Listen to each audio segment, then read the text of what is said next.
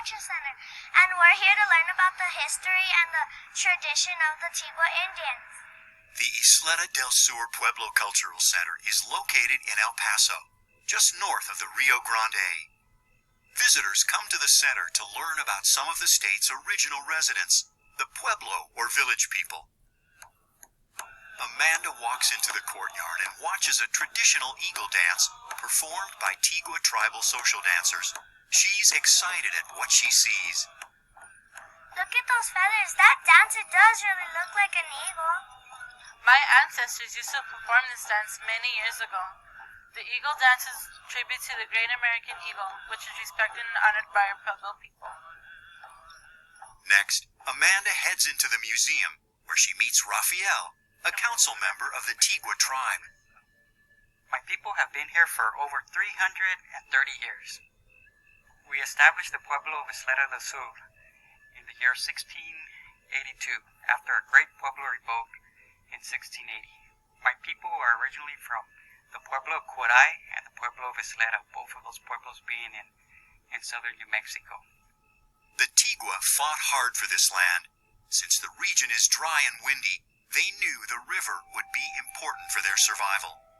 In order to water their crops, they created extensive irrigation ditches. We also farm a lot, and if you would go out to our community, we do still practice farming. We do grow corn, squash, beans, watermelons, gourds. So our people are still very involved in farming. Do you also bake bread? Yes, we do. My people still bake Pueblo Indian bread like they've done for over 300 years in this area. Amanda is glad that the Tigua still practice their traditions, and her stomach is happy too.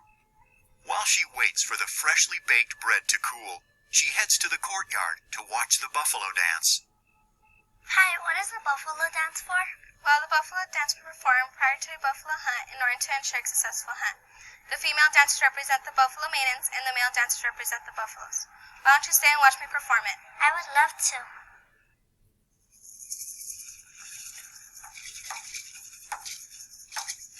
Amanda learns that many native cultures, including the Tigua Indians, depended heavily on the buffalo herds that once roamed Texas. She now also understands the importance of the buffalo dance.